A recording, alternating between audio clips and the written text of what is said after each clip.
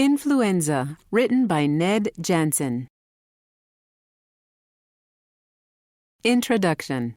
Have you ever shivered with chills or burned up with a fever? Have you ever had a sore throat, a stuffy nose, a pounding headache, and muscle aches? Have you ever felt really fatigued even though you've just woken up in the morning? If you feel symptoms such as these, flu germs may have invaded your body. By learning about the flu, what it is, what causes it, what its symptoms are, and how to treat it, you can fight back against this illness and stay healthy. What is the flu? The flu is also called influenza. It's caused by a virus that has the ability to quickly spread between people.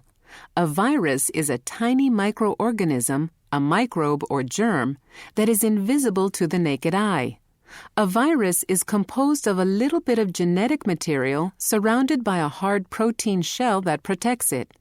Viruses are submicroscopic, so small that scientists must use extremely powerful microscopes to see them. Even when viewed through a microscope, a virus can only be seen after its image has been magnified to 1,000 times its original size. In fact, viruses are so small that hundreds of thousands of them can live on the head of a pin. Viruses are everywhere. Some won't bother you at all, but some can be dangerous, even deadly, to people and other animals. And during flu season, which lasts from October through May in the Northern Hemisphere, viruses are widespread. Like many other organisms, viruses need a particular type of home in order to survive and reproduce. Unfortunately for humans and other animals, that home is inside us. Viruses act as intracellular parasites. Although they can live on their own for a period of time, sometimes for years, eventually they must find organisms to serve as hosts and get inside their cells in order to reproduce. Once a virus infects a human being, it uses its hard protein shell to make a hole in a cell, which it then invades. Once inside the host cell, the virus inserts its own genetic information into the cell and begins to rapidly make copies of itself. 1 to 4 days after infection, the host may begin to experience symptoms and feel sick. There are many kinds of flu, and each is caused by a specific virus.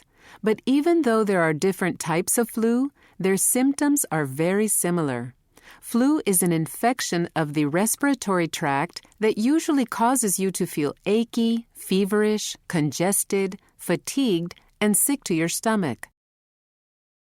Influenza has 3 basic types: influenza A, influenza B, and influenza C. Influenza A can cause serious illness in humans and other animals and is usually responsible for large outbreaks. Influenza B is milder, causes smaller outbreaks, and affects only humans, mostly children. Influenza C usually causes only mild illness in humans. All types of influenza can be passed from an infected person to a healthy person through the air or through contact with objects such as eating and drinking utensils. The influenza virus is often transmitted in saliva from an infected person's mouth and on droplets of mucus sneezed or coughed into the air. For this reason, it is always important to cover your mouth and nose when you cough or sneeze. It's also important to wash your hands after going to the bathroom and before eating or preparing food. If you are infected, the very best thing you can do is to stay home and away from other people so you don't spread your germs. Changing viruses. Viruses are capable of changing or mutating. Flu viruses are among the most changeable of all viruses. Each type of virus that mutates from another virus is called a strain of that virus. Many influenza viruses start in wild animals, most often in birds. These viruses can easily mutate into strains that infect ducks and chickens on farms. Once a virus has infected birds on farms, it can further mutate into strains that can infect animals such as pigs and even humans. Since chickens, pigs, and humans come in close contact on farms, the spreading and mixing of viruses can be deadly. The chain of animals infected as the infection moves from wild animals to humans varies from virus to virus. A single virus chain may include animals as different as dogs and whales. Sometimes a virus takes a shortcut in the chain, such as the avian virus of 1997, which jumped directly from birds to humans. The body fights back. The human body has ways of fighting back against the invasion of flu viruses. The immune system protects against the invasion of harmful microbes by producing chemicals called antibodies, which travel in the blood and patrol the body in search of invaders. Antibodies are programmed to destroy a specific type of microbe. When they find an invasive microbe, antibodies attack and destroy any cells that contain the virus. Because viruses have the ability to mutate, influenza can be a terrible enemy. Even if your body successfully fights the virus can change into a different strain from which your body has no protection or immunity. Then your body has to start all over again, learning how to fight the new strain at the cellular level. Scientists always worry that the next new strain will be even more deadly than previous ones. Your body produces white blood cells to protect you against infectious diseases. Your body can detect invading microbes in your bloodstream because these diseases carry antigens in their proteins. Special cells in your immune system, such as T helper cells, can sense antigens in small portions of viruses poking out of your cells. When your body finds an antigen, it has many different ways to attack. The T helper cells produce more antibodies. T helper cells also call in cells called phagocytes, which eat microbes. Or they call killer T cells, which can destroy cells that are infected with a virus. One of the best things about the immune system is that it will always remember a microbe it has fought before. It will always know just how to fight it again in the future. You may even develop an immunity to a particular microbe. Your body can learn to fight so well that your immune system can completely destroy a virus before you feel sick at all. These are just some of the amazing ways your body defends itself against invaders. Depending on the kind of microbe it finds, your body produces many different kinds of cells. Most of the time, your body knows exactly how to fight an invading microbe. However, if the immune system of a human body invaded by a virus is weak, viruses can get a stronghold and begin reproducing faster than the immune system is able to destroy them. When this happens, the body comes down with flu symptoms that quickly get worse without medical care. Preventing the virus from taking over. You can take some common sense actions to prevent a flu virus from entering your body. Two of the best ways to stay healthy are by getting plenty of rest and eating well. Avoid contact with objects used by infected people for eating and drinking. Wash your hands frequently and keep your fingers out of your mouth. These precautions are important because an infected person can be contagious before showing any symptoms. The person may not know that he or she has been exposed and is about to get sick. Avoiding people who have flu symptoms, such as sneezing and coughing, will also help protect you from the virus. However, even the most cautious people can become infected. Fortunately, medical scientists have found a way to keep the flu virus from taking over your body. They have developed vaccines. Vaccines are weakened or dead flu viruses that are injected into a person's body before the person gets sick. These weakened viruses cause the body to produce antibodies that attack and destroy the weakened or dead germs. Once the body has rallied the troops and produced antibodies to destroy the viruses injected into the body, it is on alert and prepared to attack stronger viruses that may invade during flu season. Each strain of a virus requires a different vaccine. Some flu vaccines contain several strains. When these strains are injected into the body, each one causes the body to produce a particular antibody to destroy it.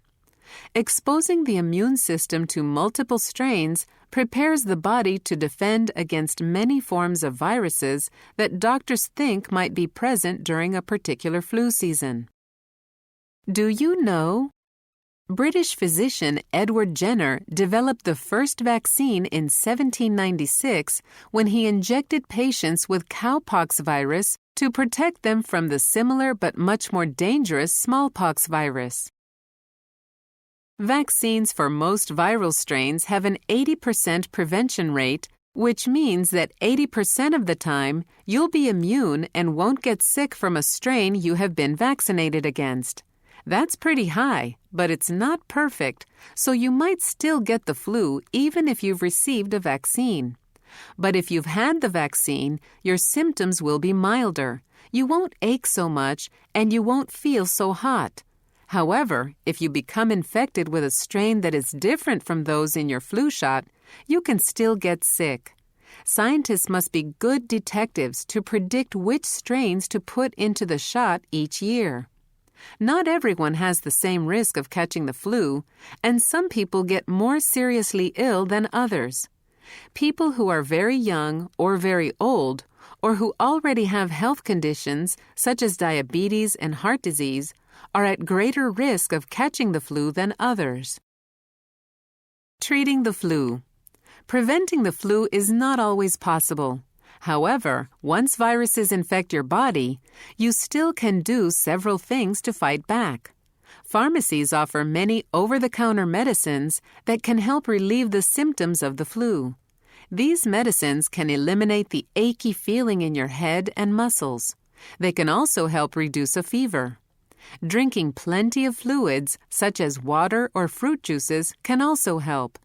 You should get plenty of rest so your body can better fight the viruses that have invaded your cells.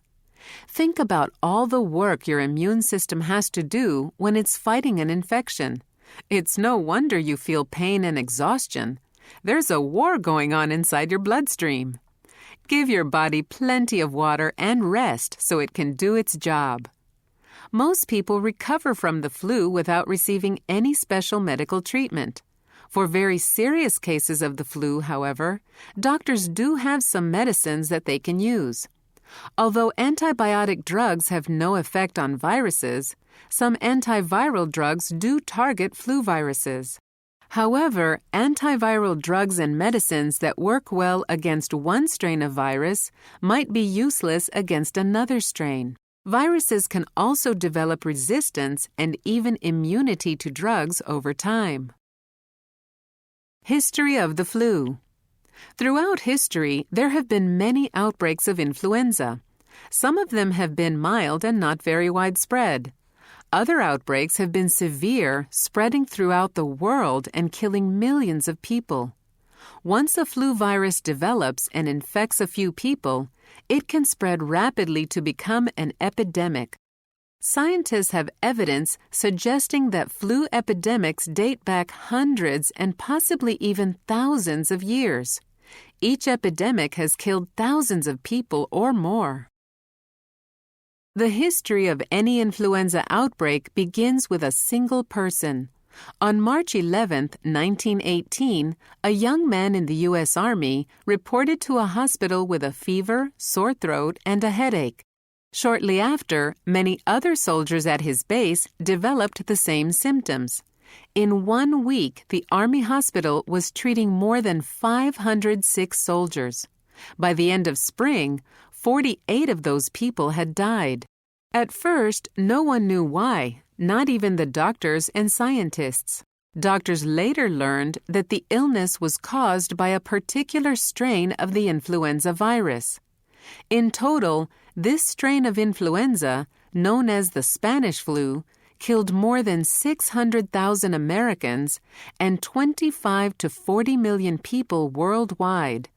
When an outbreak reaches this size, it is known as a pandemic, a disease that spreads rapidly around the world. But the pandemic of 1918 was not the only major influenza outbreak in history. The Asian flu, which appeared in 1957, caused about 70,000 deaths in the United States. It got its name because it first appeared in China before coming to the United States in June 1957.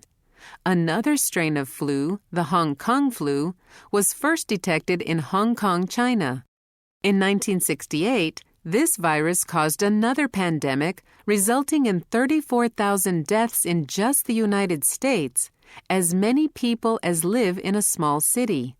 And in 2009, the H1N1 swine flu became the first pandemic in 41 years, infecting people in over 70 countries. Other outbreaks have caused widespread concern without developing into actual pandemics. These include the Russian flu in 1977 and the avian flu in 1997 and 1999. Both of these strains of flu began in regions of China and spread to other countries. Doctors are always on the lookout for the next major outbreak. They believe that if they can detect outbreaks quickly enough, they can keep them from becoming worldwide pandemics. Conclusion. Influenza has been around for hundreds of years.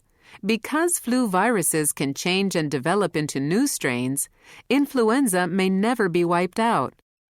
When you have the flu, the most important thing you want to do is take care of yourself and prevent others from getting it. You'll want to drink as much water as a camel drinks and sleep like a bear. Get a vaccine if one is available. Most importantly, remember to attack back. Good food and rest allow the healthy cells in your body a chance to win the battle.